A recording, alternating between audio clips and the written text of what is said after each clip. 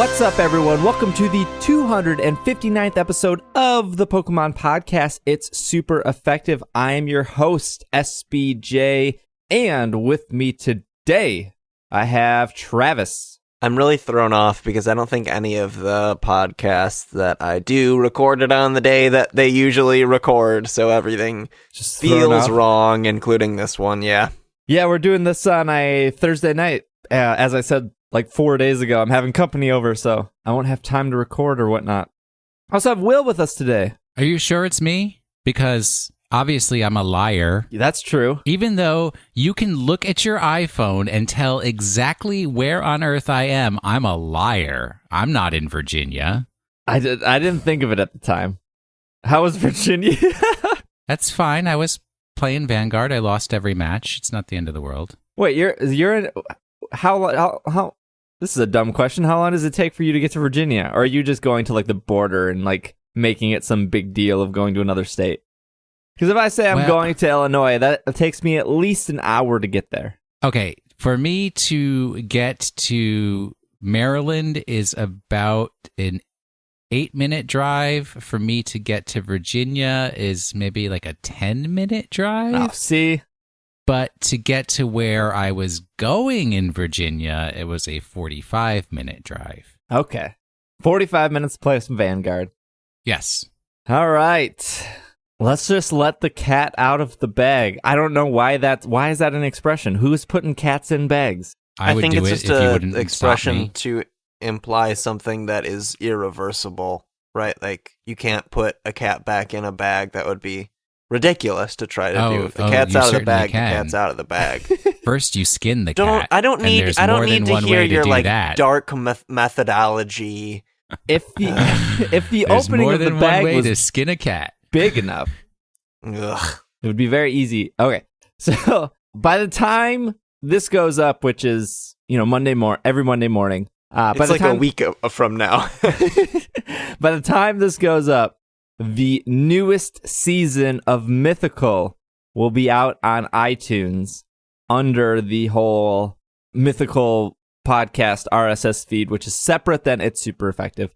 This has been, we recorded this season. This has been another episode of the Pokemon Podcast. That's it. That's all your news. That's everything. No house cleaning. See you later. So over the past couple months, people like Travis and these people like Micah and all these other people have mentioned that there was these secret projects that I wouldn't let them talk about. And I think it's okay to talk about that now that we have something tangible to give to people because of that, right? We all got together first week of December in Wisconsin, and we recorded a bunch of audio, which includes the season of Mythical that, again, by the time you hear this, will be out in iTunes and on SoundCloud and on Google Play. And we recorded more audio besides that, but right now, there's a full season of Mythical. It is 3 episodes long. It is about 2 hours, give or take, and it is a complete story. And you don't need to listen to any other season to follow along. I think that's fair to say, right? Yeah, because it's a prequel, so it takes place when Stant, I don't remember how old Stant is in the present day of Mythical, but he's an older man, and this takes place when Stant Willow, the character that Logan plays in Mythical, was in high school. So it's and we didn't use D&D this time. We used the role-playing game Fiasco, which is much more improvisational, and there's no DM or GM. It's all collaborative. So it was a more sort of impromptu experience, and I think it ended up being the funniest thing we've ever recorded. So I think Logan did mention that it's 44 years before whatever Dungeons and Dragonites. Yeah, I don't think that matters too much. Like, I don't want it to sound more complicated than it is, because like Travis mentioned Stant, and it's like, well, I don't know Stant, so maybe it's don't. But yeah, you don't need to know, because it's a prequel. all of this happens, like there's not any effects that you won't know the cause of, right? Because it's just in the same way that you could basically look at any story from the earliest moment of it and be fine. Like you could watch Star Wars Episode 1 before Episode 4 and not really miss anything. Same with this. It doesn't really matter where you start. You could start at Episode 1 of Mythical, or you could start right here with, what are we calling it?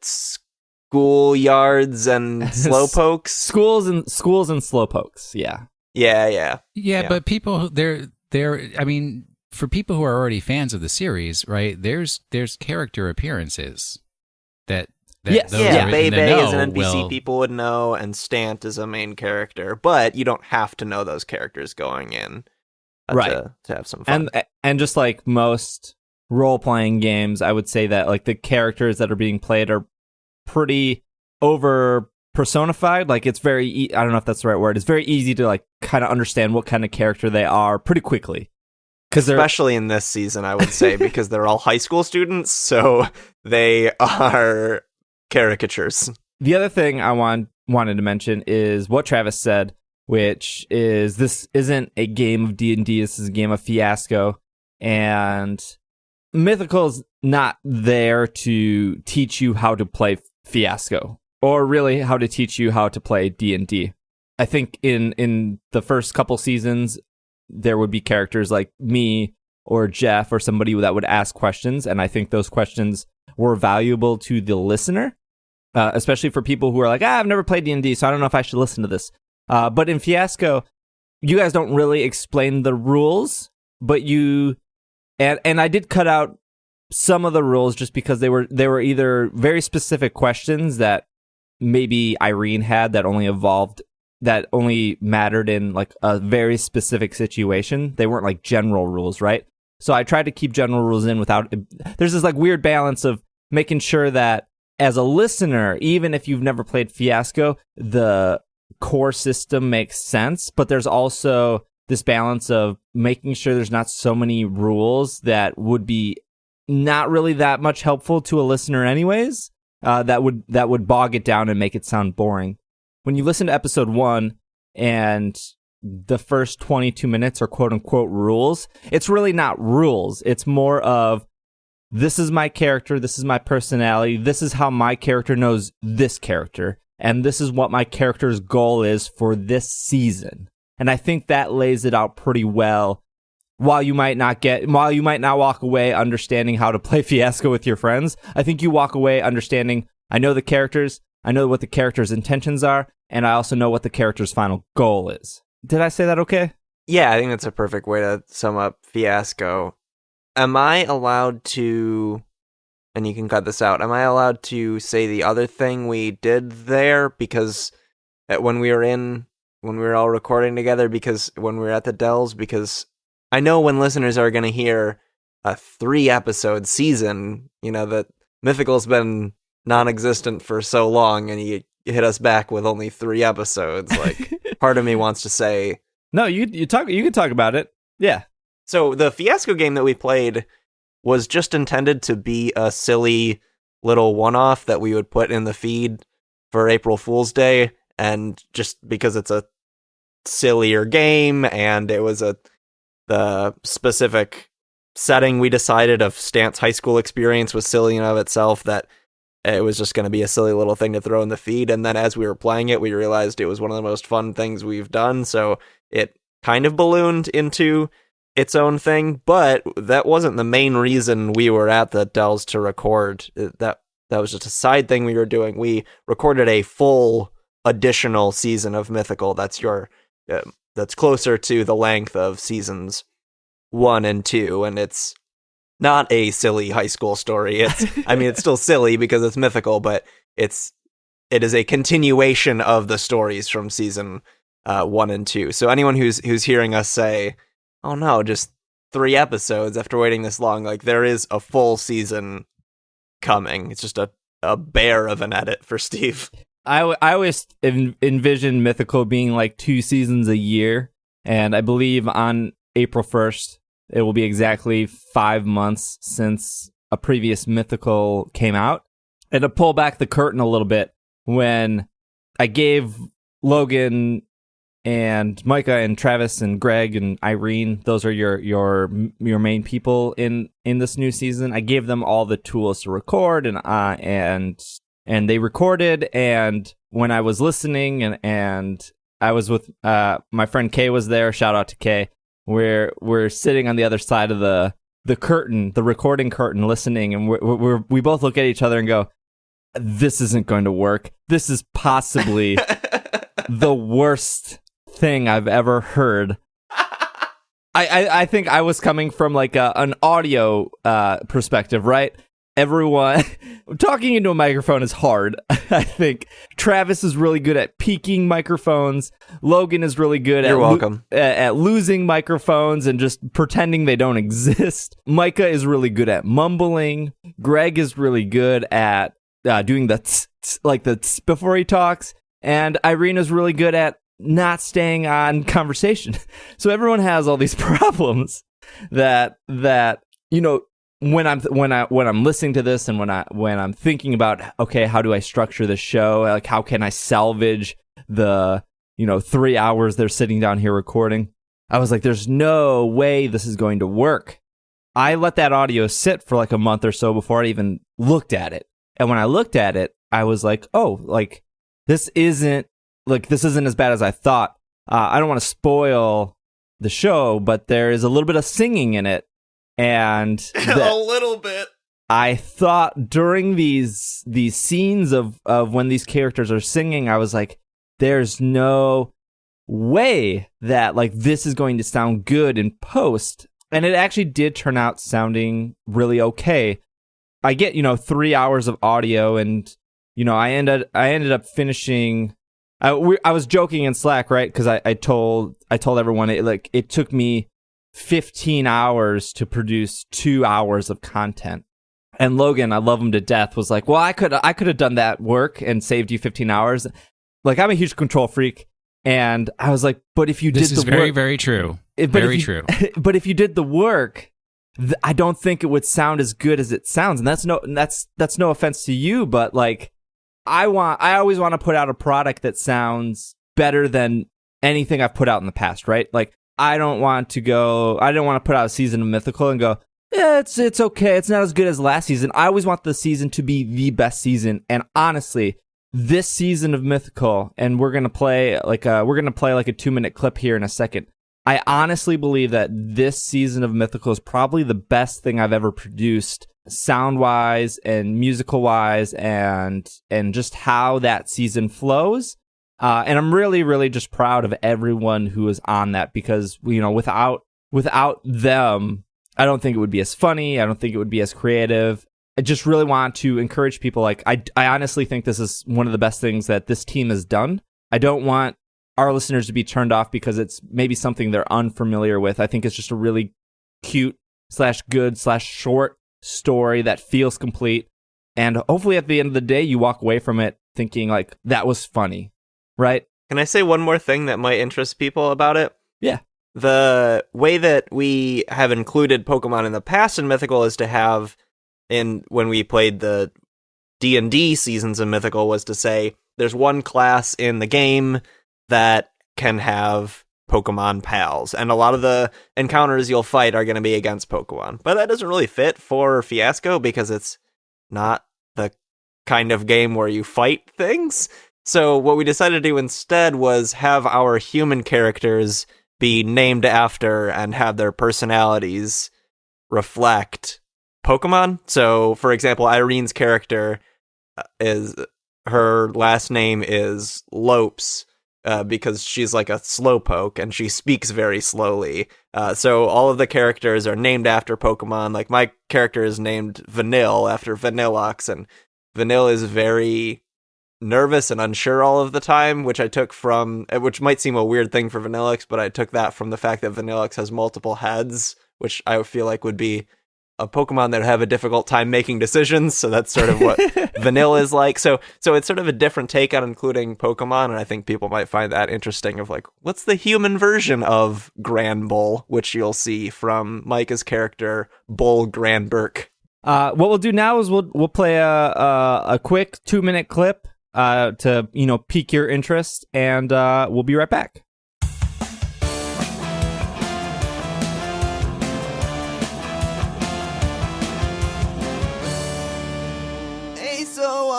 It's been a few days. What are you thinking about the slow talking woman? You know, I've thought about it. Yeah. Long and hard. We're gonna do it. Yeah. But it's mine. What? Not like I wrote it. I need I wrote to the words. sing it. Question, is this Vanille's scene? Mm-hmm. Okay. I want everybody to know that everybody windmill slammed a black die onto Vanille just now. Things have suddenly become so much clearer to me now. So I don't. Things are obfuscated over here. Why? I mean, but, like, this is a song I wrote. Do you want it to get airtime or no? Yeah. The only way I can see this moving forward is if I'm singing it. Okay. But believe me, I'm very grateful for the song. You're welcome. This is a disaster. The purpose of a fiasco game is that nobody gets what they want.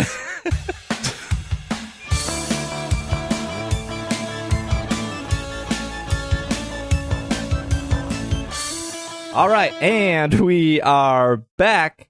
So if you thought that was funny and you want to hear more, you can go to mythicalpodcast.com or just search for Mythical in iTunes or Google Play, and you'll be able to find the season and check it out. I do want to stress that there are 4 seasons of Mythical right now. There's 1, 1.5, 2, and 2.5. The 0.5s are just the shorter seasons. I do want to stress that you can start at any season. They're designed in a way to be a story from start to finish. So don't think you have to listen to season 1 and 2 before you get to this new one or whatnot. Like, you can start at season 1.5. That's going to be an experience from start to finish. And if you go and do listen to other seasons, you'll start to get references and kind of see how it fits into an overall story. So that's kind of our goal there. But with that being said, let's jump into some news. Global mission now live. Hatch a lot of eggs. Runs until April 10th. The 5th global mission for Pokemon Sun and Moon is now live. In this global mission, players have to hatch Pokemon eggs. If all players will worldwide hatch at least 200,000 eggs, all participants will receive 2,000 festival coins. If the goal is not met, they will receive 200 festival coins. Additionally, if all players worldwide hatch a total of 400,000 eggs, participants who have registered their GameSync ID at Pokemon Global Link will receive a love ball. And that's pretty much it. Make sure you talk to the global mission receptionist in the festival plaza to enter. Hatch as many eggs as possible before April 10th. And I think Will has an update on the progress of this global mission. It's already been met. Once again, you don't have to do anything. You don't have to hatch an egg yourself. They've already met the goal, and you can just sign up for it and get the prize, Millennial. Get a prize for doing nothing. Are they at the 400,000, or they just hit the main goal right now? I was looking for that, and I don't know if they've gotten that far yet. I do know they hit the 200,000, but I don't know if they hit the 400,000 yet. I guess the only difference is you're getting a love ball. It's not like... And I'm pretty sure that with the speed that they hit the 200,000, they will hit the 400,000. So okay, that's not a concern. Is Love Ball one of the Pokeballs that you only get one of in your normal single-player playthrough of the game? I feel like we always ask this on an episode, and it's not a very easy thing to just look up, and then someone on Twitter will... Yeah, it's the apricorn balls, right? It's the special apricorn balls that they have restricted on us. That makes no sense, but okay. What do you mean it makes no sense? Like, why restrict the balls? Like, why only have one heavy ball in Sun and Moon that I'm with you, yeah. Samson Oak gives you at the top of a mountain? Because it makes it that much more special, whatever Pokemon you put in it. I don't really think so, because, like... Yeah, because you just put a Ditto in it, right? And then the Ditto passes that ball along. No, the Ditto ball is not passed down. It's the other Pokemon's ball that's passed down. Really? I thought in, like, X and Y, it was, like, females pass down the ball, but in Sun and Moon, they switch it to males pass down the ball.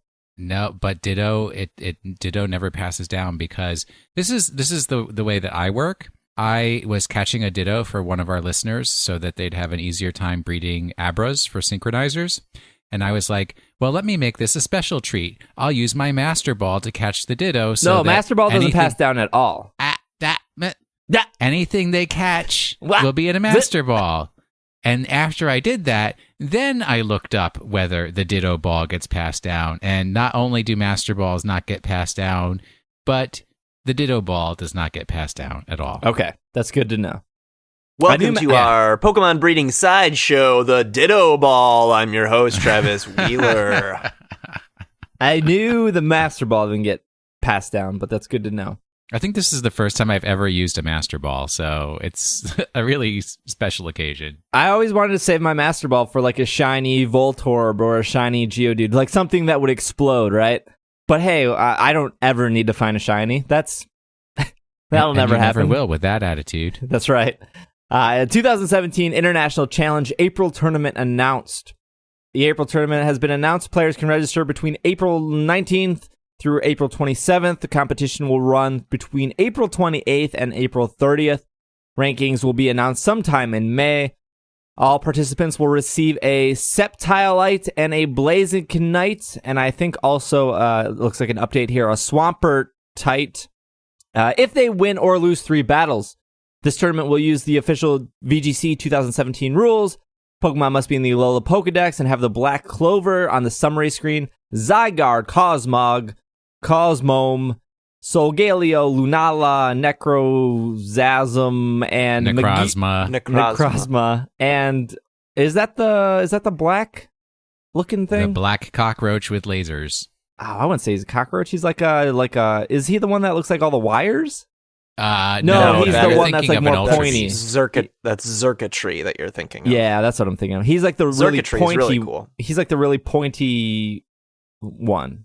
He's very angular, the one with yes. Yeah. Yep. Sharp and I edges. did not say cockroach. That was Travis's term that I just adopted.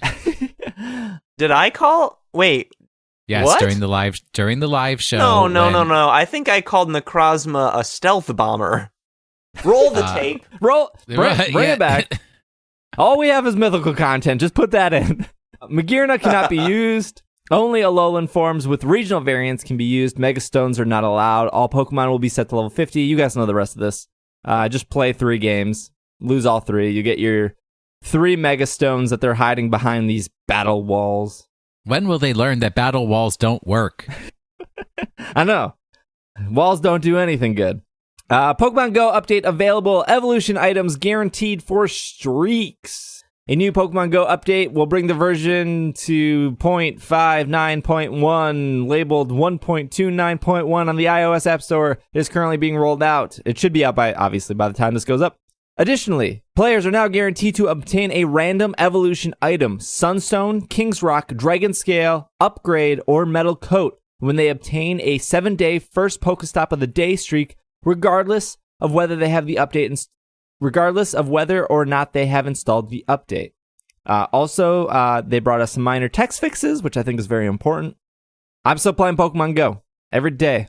Well, every day since... Have you found a shiny Magikarp? Gen 2. No, I haven't. But that is news in itself. Thank you for bringing that up. Even though the Water Festival is now over, shiny Magikarp is still available to be found in the wild, which is great. Because, right, they took away Santa Pikachu and Birthday Hat Pikachu. And I was super, super bummed the day that Water Festival was ending, because I was like, there's no way. Like, unless I'm like the luckiest person in the world and in the next 5 hours the shiny Magikarp comes up, I'm not going to be able to get one. And also, just from experience, you can get a evolution item at any Pokestop. It doesn't have to be the 7-day streak, I got a King's Rock on a 3rd-day streak. The 7-day streak just guarantees you one. That's pretty much it for news. That's all we got, folks. Oh, wait. Actually, one more thing. Not really news, but Pokemon Center is updated. They have the secret plan Pikachus that are now available. These are the Pikachus dressed like all the bad guys in the game. So you can get either a Pikachu dressed in a Team Rocket outfit, Team Magma, Team Aqua, Team Galactic, Team Plasma, and Team Flare. Even though a Team Skull Pikachu, which I personally think is the best Pikachu outfit, it exists in Japan, it does not exist yet in the American store. Which is a bit they of a couldn't bummer. get the licensing rights. Yeah, it's just couldn't get the paperwork to get transferred over. So check that out if you want. I also know that I think the previews for the next collectible figures, you know, those figures they released on Pokemon Day, it was Eevee, Pikachu, Mew, and what was that last one? I don't know. I have all of them because I was going to review them. I haven't gotten around to it yet. But the new ones, I know one for sure is Jigglypuff. I want to say one is like Sandshrew. It was a weird lineup. But those should be coming pretty soon as well, if you're into that. Otherwise, let's take a quick break. And when we come back, we will read some emails. And Travis has a Pokemon of the week as well. So we will be What I'm really excited for, actually. back. Leg tubes. Leg tube. Leg tubes. Tube. Leg tubes. Leg tube. Leg tubes. Tube warmers. Socks. The phrase leg tube might be Good, right? The phrase leg tube might be Leg tubes. leg tube. Leg tubes. Tube. Leg tubes. Leg tube. Leg tubes. Tube warmers. Well, then they're just leg tubes, I guess. Yeah. And we are back from our break. Let's do some emails.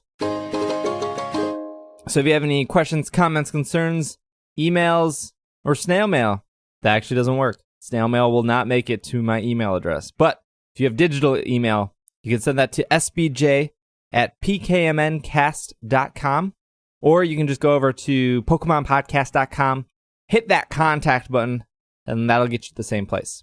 We have some emails from Will. Will, you weren't here last week. Well, for Will, not from Will. That's, yeah, well, you don't know. Although I do email you sometimes, but not for other people to hear that stuff. Cole writes in from New Jersey.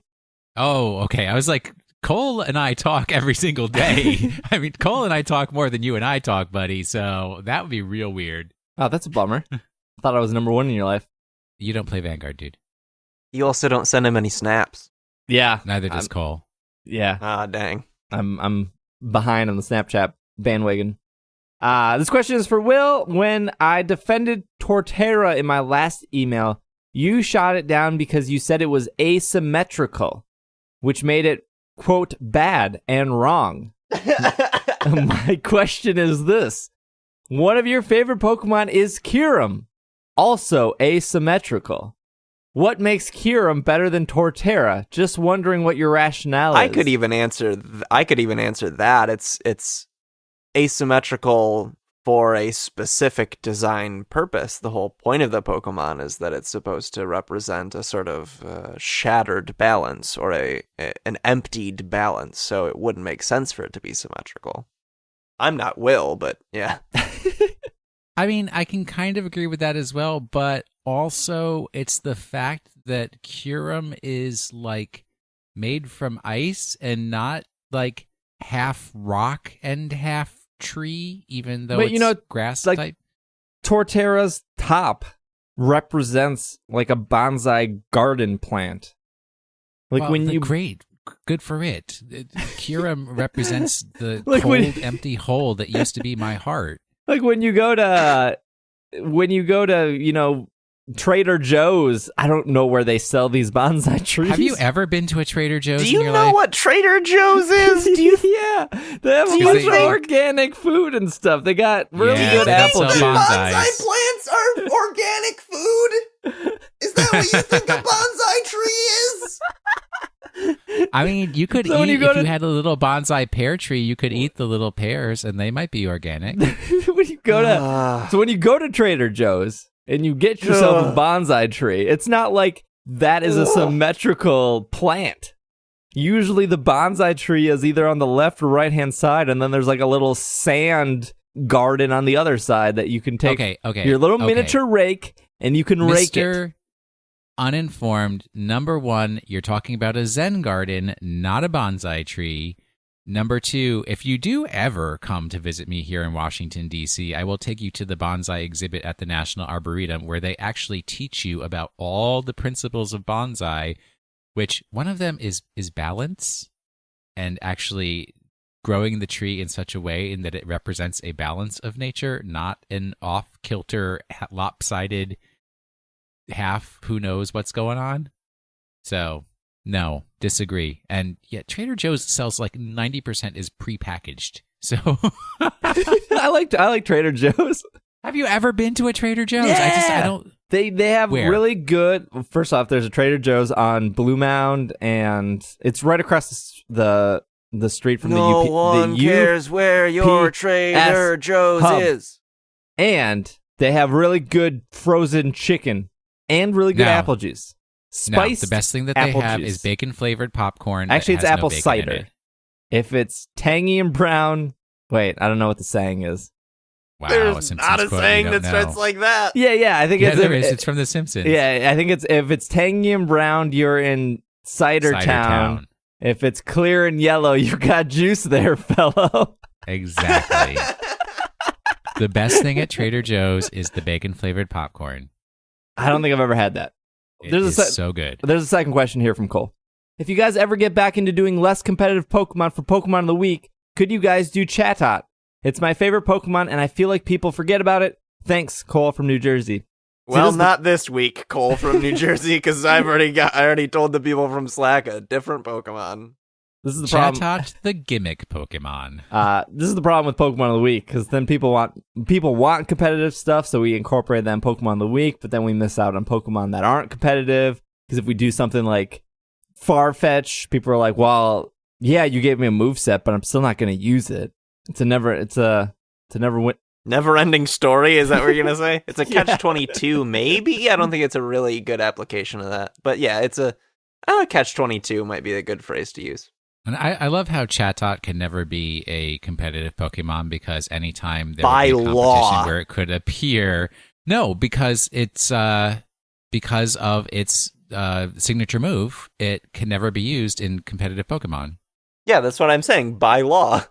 Well, not by law of the United States, by law of the Pokemon lawmakers. It's still a law in my book, in my law Yeah. book. All right. Brandon writes in from Missouri. Hey, Pokemon Podcast crew. I started listening around the episode titled SBJ vs. the Snowstorm. I can't remember what episode that is, but that's when I started. My question is mainly for Will. Will, why won't you play Zelda? Let's take Breath of the Wild. In the PAX episode, you said that there are three things a game needs for you to play. 1, you need to collect things. You can collect 120 spirit orbs in Zelda. 2, there needs to be cute things. There are foxes and dogs in Zelda, and they're very cute. How cute the foxes are have stopped me from killing them for multiple food items. 3, you need to roll things. You can roll boulders, and you can roll up snowballs. I still need an argument for number 3 on Fire Emblem, but just you wait. Travis is my favorite. Thank you, Brad. I like how he just complains about Will and then like chimes in there. Travis is my favorite. And I'm the one who's the most vocal about not liking Zelda. Thank you, Brandon from Missouri. So there you go, Will. It has the 3 things you look for in a game. Except that I will very much disagree that I suppose potentially the only Zelda game that I might say had cuteness as a possibility was Wind Waker, because those were very chibi-looking characters. There's nothing cute about the art style of Breath of the Wild. It's like, you mean, I mean, you wouldn't go up to I like haven't even played it, but have you seen the gif of the person who goes up to the dog and then spins around, and then the dog starts spinning around and chasing its tail too? That's Yes. good stuff right there. The I foxes haven't even are played pretty that cute. The foxes are really Okay. cute. Yeah, that is a cute thing that people can do. Look at the art style, right? You don't look at a Monet and you say, wow, those are some cute water lilies. Yes, it's beautiful. It's painted very well, but it's not cute. So, yes, How you is can do Destiny cute? How is Destiny cute? Okay, Destiny is the aberration because it was an opportunity when I had mono to play games with my friends. So I mean, obviously, I dropped There's some pretty Destiny cute. like There's some a pretty hot cute. coal. There's some cute outfits in Destiny. Mm, Will I never got 'em. Will would multiple times tell me how cute his guardian looked. well, but yeah, because I built that cute guardian. There's With also your like bare hands. there's also like 900 Korok seeds or whatever they're called in Zelda. And every time you discover one, you get one of the cute little like woodland creatures that pop out and goes, wow, wow, wow, you found me. Yeah, no. And there's No, 900 of those, that's- Will. That's a lot that's to not- collect. That's not cute. The kind of cute I'm looking for. No, they're I'm pretty looking cute. For chibi. I'm looking for big anime eyes and cheeks and just like that kind of cute. Or little kitty What's your cats favorite of that run the around. cousins from We Love Katamari? No, I only love the prince. Interesting. The prince is what I most identify with. So, I like Beyond. There I you think go. Beyond Little- is little what green its name guy. is. You mean one of the cousins is named Beyond? Yeah. I don't know. I do. It's the one that's so- sort of like beige and has a very long neck. I'm not that familiar with the cousins, but I'll tell you this: if you have Twitter, if you are one of those people out there, a few left that have Twitter account, there is literally a Twitter account that is the Katamari items list, and they tweet like 2 or 3 items from that you can pick up in Katamari every day. It's fantastic. Can And it's just a confirm picture- that the cousin is called Beyond. And I think the Twitter account is, I think it might be called Katamari Items. There's some weird But it's stuff in really the good. game, yeah. Yeah, there is. And the descriptions of them are really like funny. So, and you never really pay attention to the descriptions of the individual items while you're playing the game. So it's an opportunity to reflect on your past experience. But I mean, I don't hate Zelda. My real problem with Zelda is that it's very It's like much, boring and bad. Well, that's part of it. But I know Breath of the Wild is a break away from this, but it's very formulaic of you need to follow a particular path and achieve this final goal. So as someone who I'm familiar with once ranted and raved about, it's not really my story. It's, the story of the game, and then it's a put away game. Once you've completed it, you put it away, and you're not really gonna. As the only one who's played Breath of the Wild, you can do whatever you want in that game. There's no lineage to it. So, but when you do whatever you want, do you actually feel like you're making progress Yes. in any way? Yeah. So I'm bored. Let's go to the next thing. Settle down, Travis. So yeah, there are 120 shrines. Every time you complete 4 shrines, you can cash that in for a heart to increase your life, or you can cash that in for stamina to increase your climbing or your running. And what I did is I fully upgraded my stamina first. So that maxes out, I think, at like 40 shrines. Like you would have to do like 40 shrines or something like that to max it. I'm off. I know the number's not right. You don't need to send in a correction for that. But just like 40 or 50 shrines. So I, throughout the 50 hours it took me to get there, still had 3 hearts because I thought running and climbing were more important. And to me, the best part about the game was finding more shrines, because every time you go into a shrine, it's a different puzzle. And they're like really short puzzles, where in Zelda's before, there would be dungeons. And those dungeons would be multiple puzzles of like, okay, first you got to get the map, then you got to get the compass, then you got to get all the keys, and eventually you get the boss key, and then you fight the boss. But in Breath of the Wild, every time you go into a shrine, you're like, okay, there's one goal here. How do I figure that out? And you can do any shrine in any order, besides the first like 4 shrines, because they teach you how to use items. But after the first 4 shrines, you can do any shrine you want, and you'll always have all the tools to do any shrine. It's just some might be more difficult or some you might have to come back to. But just like running around and exploring those shrines, I think is the best part. And you can, from the start of the game, go, besides the first 4 shrines, because you need to get your items, you can go straight to Ganon and kill Ganon. Or you can go and do the 4 quote-unquote dungeons, and they will line up lasers, so when you do get to Ganon, it helps you defeat Ganon. But you could literally walk to Ganon within the first hour of the game and just attempt to kill Ganon. Thanks for the spoilers. Here's my question. It's like once I get all 120 shrines, they don't reset.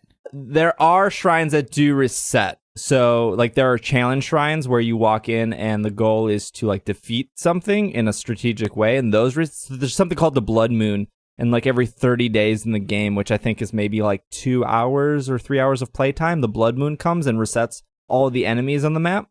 And that sounds, like, tedious, but it's not, because you're traveling so much and you can run past enemies. Or like, when you go into a shrine, it's like, okay, cool, those enemies that had really great weapons respawn. I can defeat them, get those weapons. And like I said, there's 900 Korok seeds, and that's also fun, because when you go out and you look at the map and you see all of the shrines, you see like these gaps on the map between shrines, and you're like, well, there has to be something there. And there almost always is. Like, the thing I love, I'm not a big Zelda fan at all. I've played a lot of the Zelda games and I've completed a lot of the Zelda games, but I'm in the camp where, like, I don't come to Zelda for the story. The story is always the same. You're saving Princess Zelda, you're killing Ganon. There's probably a Master Sword at some point. There's probably a horse at some point. You get a bow and arrow. Like, it's the same in that aspect. It's just they tell it a little differently every time, which is fine. I'm a big advocate of games that respect your time, and I think Zelda does that really well. So, like, if you see something in the distance and you decide, like, I want to see what's on top of that mountain, and you spend 20 minutes climbing this mountain because it's raining, or like you slipped and fell and you had to reclimb. So, like, when you get to that top of the mountain, there will be something there. And it every time. Oh, I wonder what's on the other side of this hill. Oh, cool, there's something here. Oh, I wonder what's at the end of this valley. Oh, there's something there. And whether that's a shrine or a Korok seed or a treasure chest or something, it just feels like everything you do in Zelda is just, oh, there's something here, and this was an experience getting to. Still not interested, but I do want people to note how angry Travis was and how passive I was. The long con here. Zelda's good. Gabriel writes in and says, hello, SBJ, Travis, Will, Micah, Irene, Logan, Greg, Aaron, Jeff, and anyone I am missing. I hope not. I am relatively a new listener and started listening before the Sun and Moon special, and was almost immediately pulled in by the first episode of Mythical, your Dungeons and Dragons podcast. I have listened to every week since, and I have listened through all 2.5 seasons of Mythical multiple times. Your guys' podcast always makes me laugh, and I'd like to thank you for brightening up my gloomy Monday mornings. Anyways, I have a question about your Mythical podcast. Why did you decide to use Dungeons and Dragons as a tabletop game? After a while of listening to your D&D podcast, I felt my own motivation to get my Poke friends together and start a campaign on my own. He goes on and says he found this Pokemon Universe tabletop template. There's a million of them out there. Yeah. I'm familiar with the it's like Pokemon Tabletop Adventures or something like that. Yeah. Which I think is, yeah. And he goes, the rule book is completely free and everything like that. Anyways, thanks for reading my incredibly long email. Travis is the best. I cannot wait to hear this on the podcast. Thanks, Gabriel. I don't know how Mythical really got started. I can tell you, Greg has fantasized of being able to play a Pokemon game, a D&D game set in the Pokemon universe for an incredibly long time, and convinced Steve to do it on our Pokemon podcast. That's the part I forgot. How was he able to convince me? Greg can be very persuasive. Yeah, I don't know how that came about. Yeah, no, it was mostly Greg creating a world and a universe in D&D 5th edition. I never played D&D prior to that point. Logan and Travis has, of course. I think it was just like another side project where I was, okay, we could turn this into a podcast. I would like to do another podcast because that would hopefully expand the audience. We might have started it before Sun and Moon was announced, so that probably helped too. Like, oh, there's really nothing to report on. I don't remember the times actually anymore. But as for like the rules and stuff, that was all Greg, and I think I don't want to speak for Greg, but he was very dedicated to his own rule set and creating those rules and that universe and that story, and I have a lot of respect for that. There's just something about like creating something from scratch and then running with it as opposed to, just finding some source material and adapting that. And there's nothing wrong with that. Don't take that as like you're using somebody else's system, not your own. But when Greg approached me with that, there was like passion there. Greg can be a very passionate man. He and I shared a room at the Dells. And so, like, when I take on a new project and I don't have a lot of time, it's like, okay, the people on this project are as passionate as I am. So I feel like this is worth my time. And I think it was. Like, obviously, people like Mythical. Scott writes in, says, hello, Pokemon Podcast crew. And that means you too, the B team. I'm writing in today to simply thank you for all that you do to produce such an amazing podcast that puts a smile on my face each and every week. You're great people with awesome personalities whom I enjoy listening to very much. I especially love how honest and open you all are, especially SBJ, Will, and Travis. You're incredible and appreciated.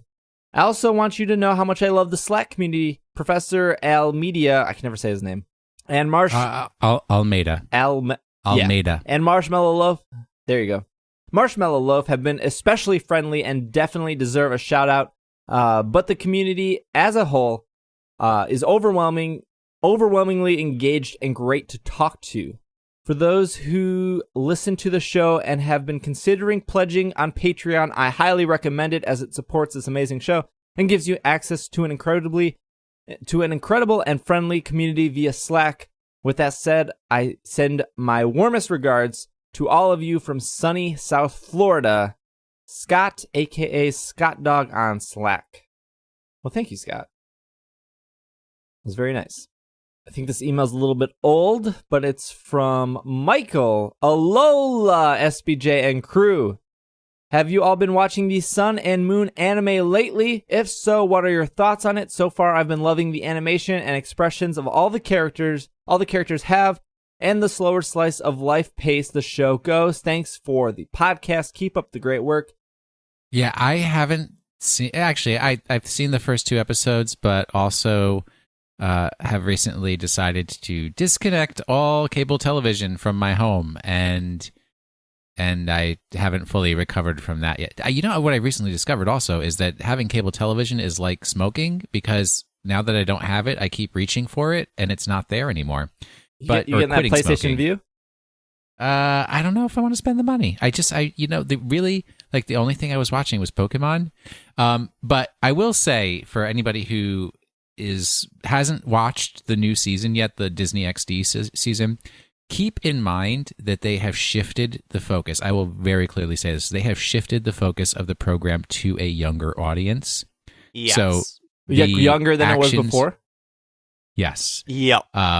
So the actions and the way that Ash now acts is geared towards I will say, 5 to 10-year-old audience rather than a 10 to 15-year-old audience. So take that with you when you watch it and understand that's why he's so much goofier. Like and it's just like it's become. I think it fits his character more too. The changing the sort of the target audience a little bit and shifting it a little younger, I think fits who Ash is better. And I'm stealing this from Carly, who I was watching it with, but she was saying like Ash is always like sort of the kind of yelly goofball in every situation. So you on this podcast? So in some of the yeah, sure. And in some of the seasons where they tried to be a little edgier or push the demographic a little higher, the main character kind of felt like he didn't belong, and that's not really the case here. He feels goofy, and he's in a really bright, sunny, silly world. I've been watching the subtitled Japanese episodes, so I haven't seen like the dub, but I'm almost caught up on the Japanese episodes, and I will say that Beware is incredible in the anime, and I kind of like that Pokemon to start with, but now I definitely like Beware. Yeah, that first interaction between Ash and Beware is hilarious. Yeah. Sam writes in from Santa Clara, California. I've been wanting to write in for a while. I'm so glad I stumbled across ISE last year. I look forward to every episode and wish I knew about ISE and podcasts sooner, or I wouldn't have dropped off during Black and White. And I keep trying to play Black and White 2, but now it's been spoiled rotten by better graphics, and with no nostalgia attachment, I find Black and White 2 hard to play. Well, it was hard to play when it came out, too.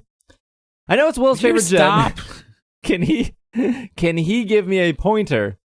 Wanted to say that Pokemon Stars sounds so lame.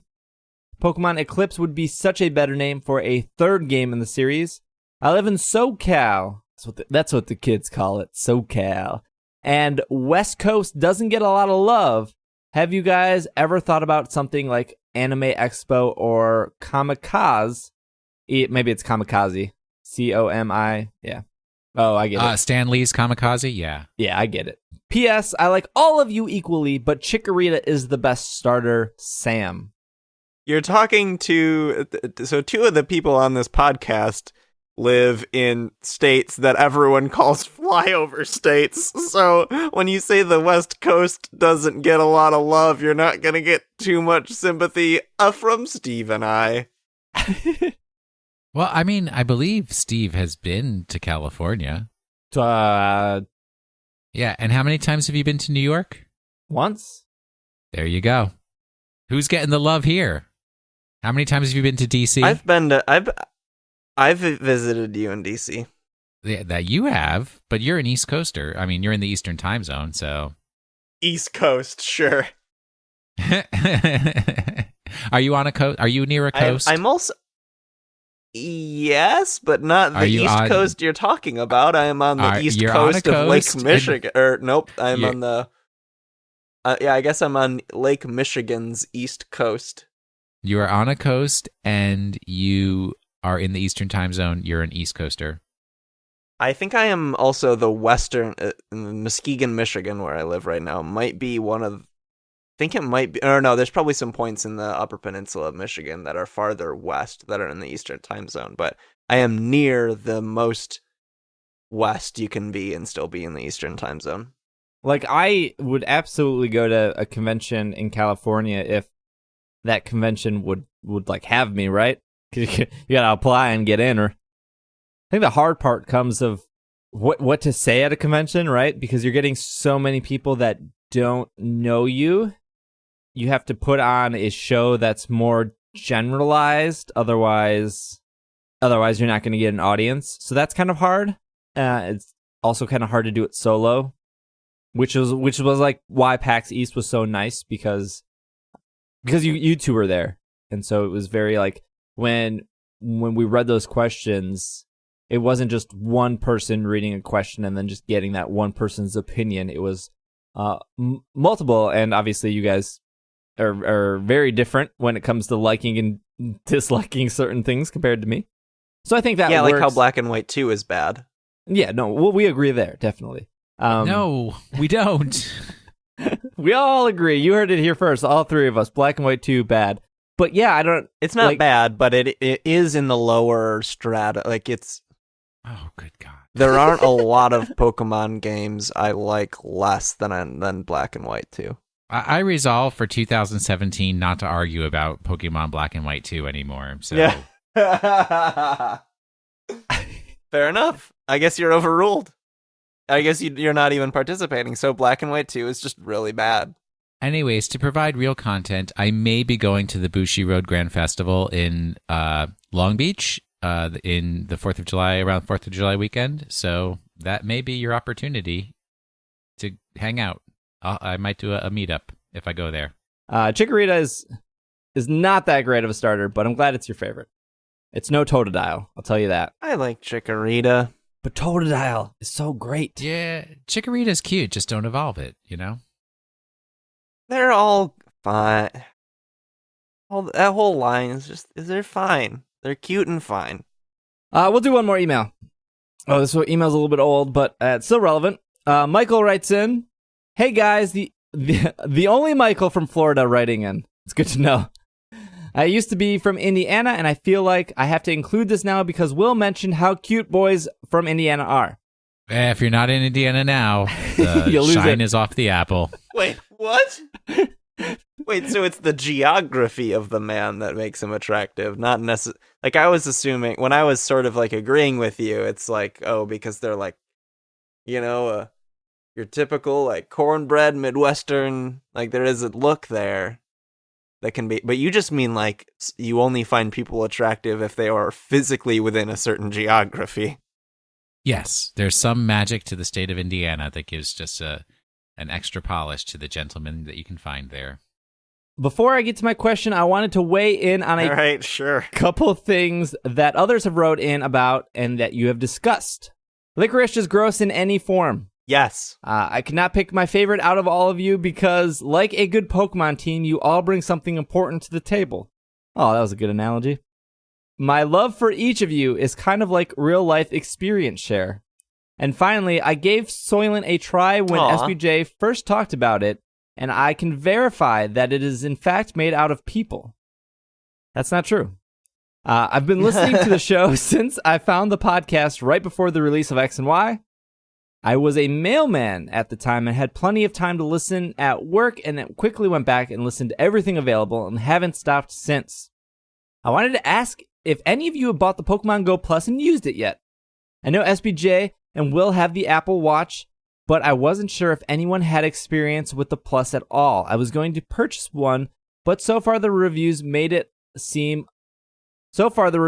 seen made it look a little less than worth the retail price, and if I wanted to waste $35 on something disappointed, I'd pay for dinner on a Tinder date. One last thing, just for fun, if any of you had to be transformed into a Pokemon that's not a legendary for the rest of time, which would you choose? Nothing to do with battling or game stuff, just which Pokemon would you want to live out for the rest of your days? I would definitely pick a cute water Pokemon like Corsola or Starmie, so I could just be cute and swim around underwater forever. No, way too many scary things underwater. Yeah, I agree. Anyways, thank you so much for making the show and bringing this community to my life. The show has never let me down and always managed to make me laugh, brighten up my bad days, and has kept me informed and in the know and gives me something to be excited about every week. Thank you guys from the bottom of my heart for doing the show and being as awesome as you all are, Michael. Thank you, Michael. That was a very I know who this Michael is. nice email. There's only one Michael I know who was a male person from Indiana who no longer lives in Indiana. So, there you go. No legendaries, I'm trying to think of what Pokemon is the most humanoid so I can just still be a human. Hitmonchan. I'll just still be a person. It's so tough if you can't. Yeah, I mean, because I'd want to be Victini, but do you have a go, Steve? If I was to pick which Pokemon I would be, it would probably be. God, it'd have to be like a flying Pokemon, because then I can get around quickly. That was going to be my thing too. Cool. Or somebody with levitate. Oh, that's a good one too. Like Alakazam. I was gonna say Haunch Crow because I mentioned it before that I really like Haunch Crow and it can fly, which would be a really fun thing to do. Rolling with the Haunch. Rolling with the Haunch. I would probably say Pidgeot. That's a safe bet. It's a strong bird Pokemon. Because if I was like a Talonflame, I'd have to worry about being in a tree and catching the tree on fire. I'm having a really hard time with this. What's the big Beldum called? Bronzong? No. Yeah, I'm a Bronzong? You're talking about Bronzong? Bronzong has nothing to do with Beldum. Beldum... Metagross? Metagross. I'll be a Metagross. There you go. They're real smart. They float around. They got psychic powers and they're steel type. If I can't be a legendary, let me be a Metagross. Put that on my tombstone. Going back to the Pokemon Go Plus, to answer that question, I have it. I've had it since day one, whenever it came out. No, it's not worth the $35. It somehow burned through 100 of my Pokeballs in 20 minutes and caught only 4 things.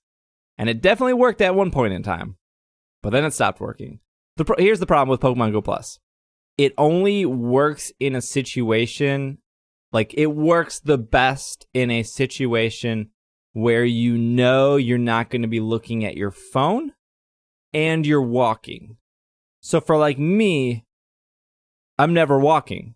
Like I walk 2 minutes to my car, I get into my car, I drive to work, which is a half hour, and then I sit in my office for 7 hours, and then I go home, and I don't leave my house. So in situations where I was walking, like, oh, I'm going to the mall, and I'm going to do some shopping, I would have my phone out anyways, because the mall has Pokestops and Pokemon, and that is yes, I'm walking, but that's also an opportunity for me to play Pokemon Go. So why would I turn on the device when, like, a benefit of going to the mall is to play Pokemon Go, especially in, like, Wisconsin where it's freezing outside.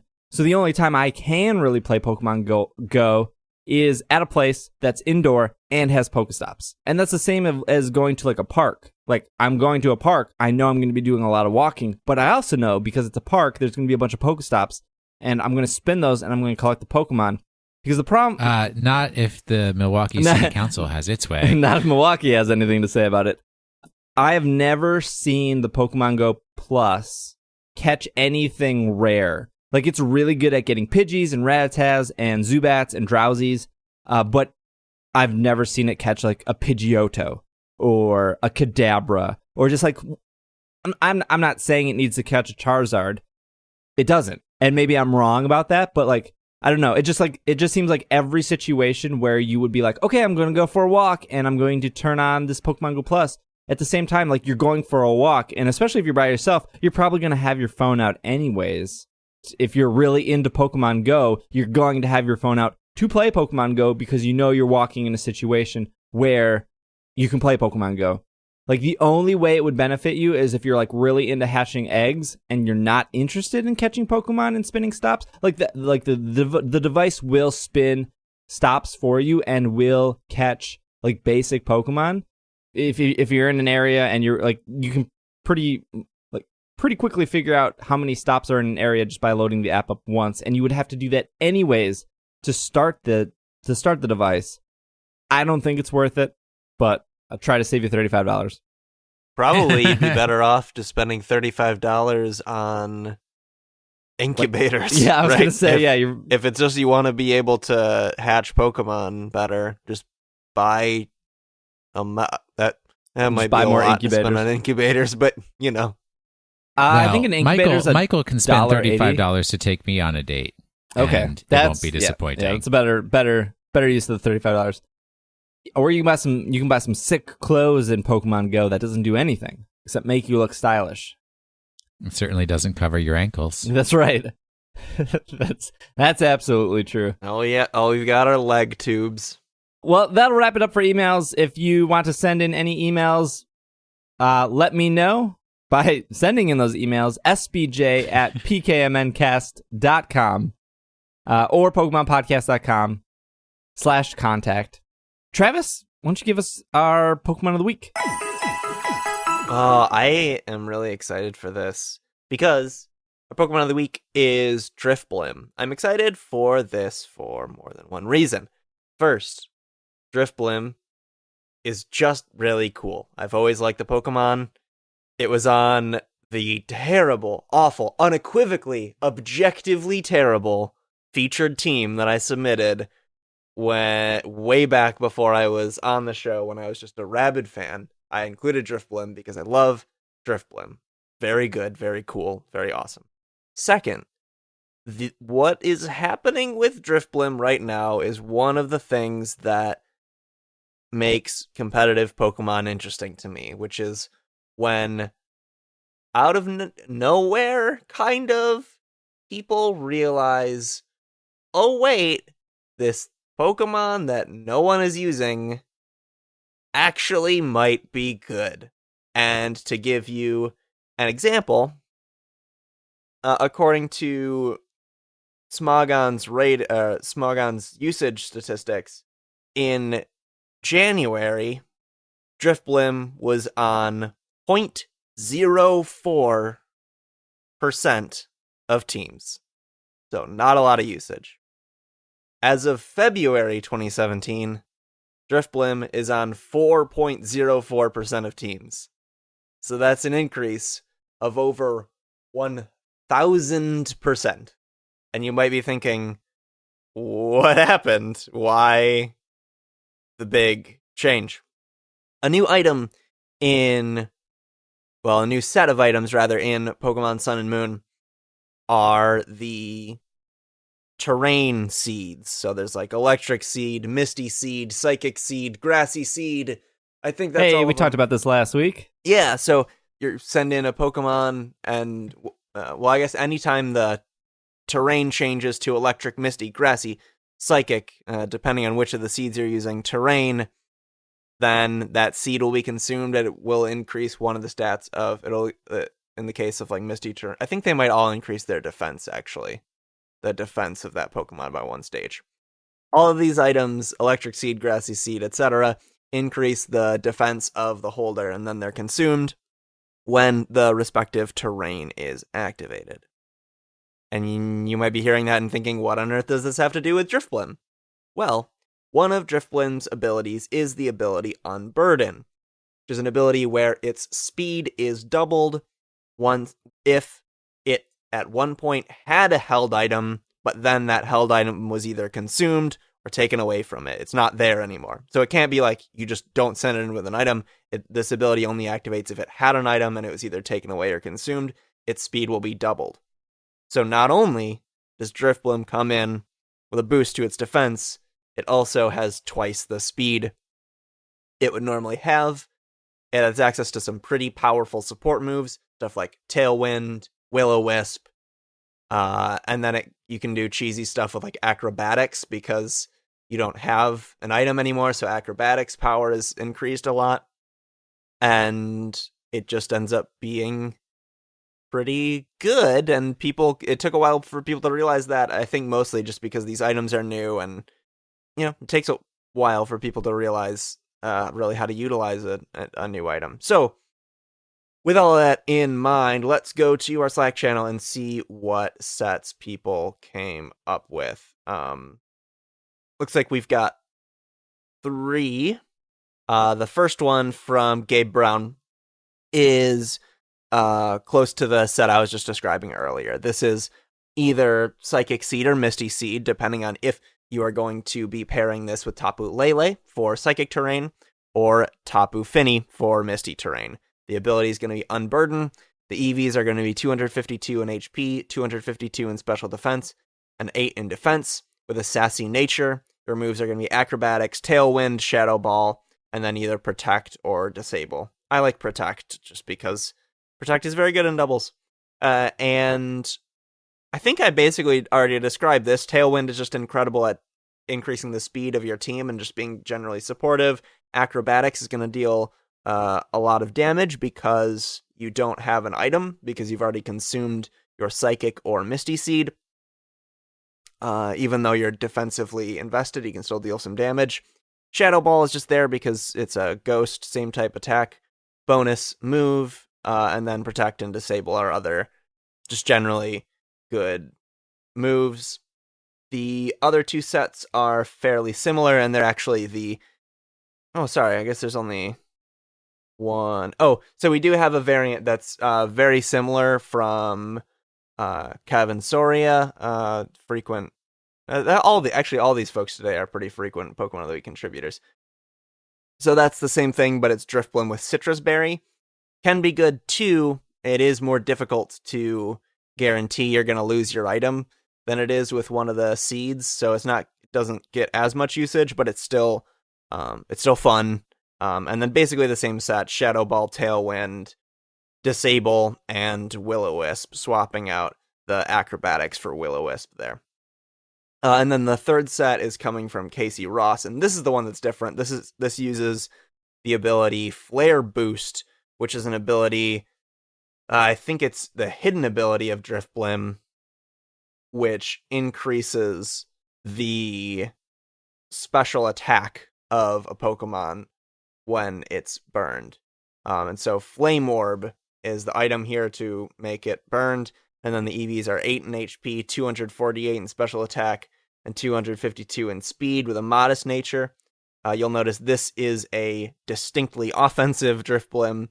Thunder Wave, Hacks, Thunderbolt, and Tailwind, just because even though this one is more offensive, Tailwind is still just very good.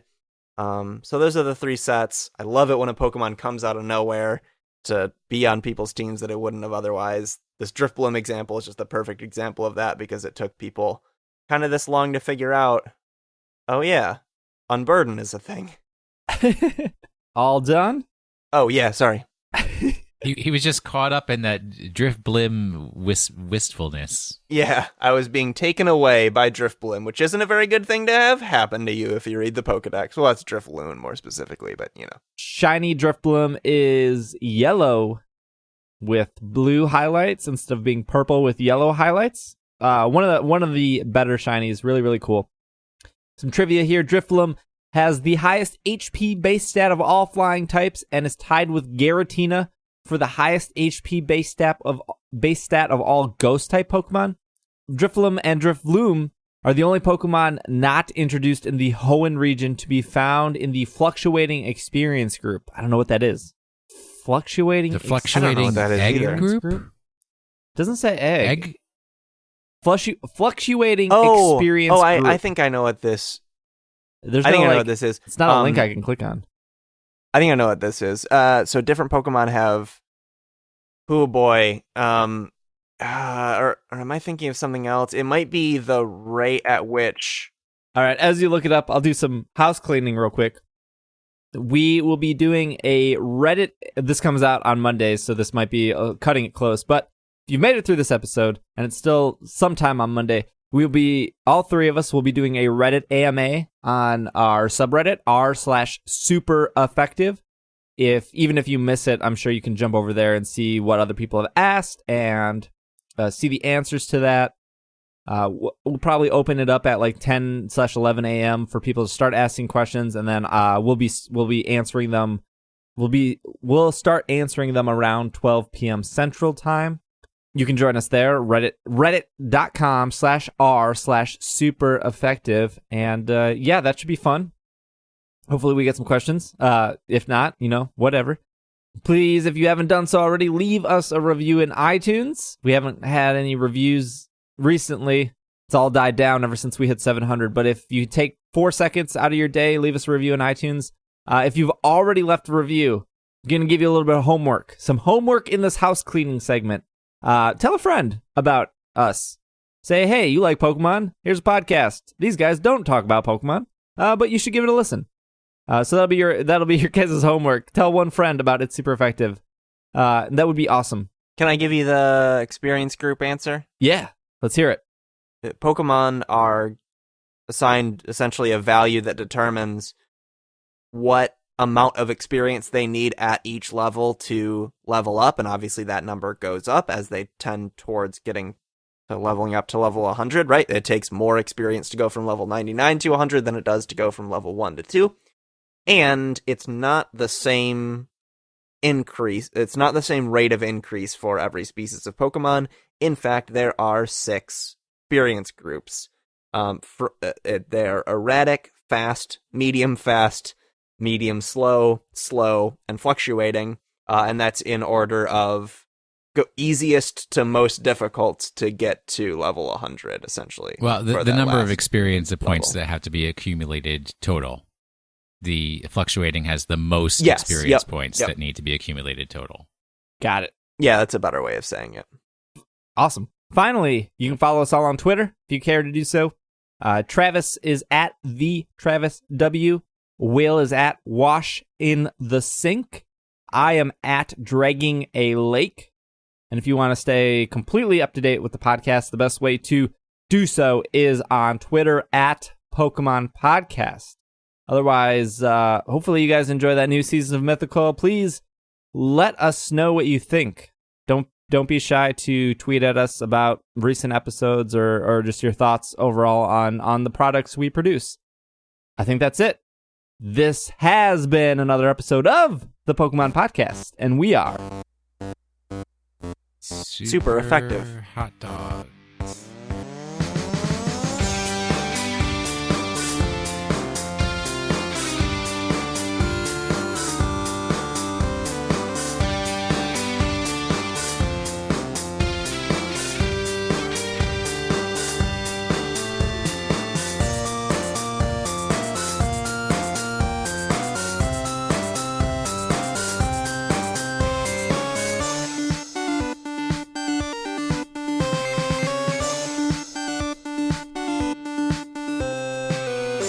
I don't think we mentioned hot dogs at all. When did we said it in the Skype beforehand.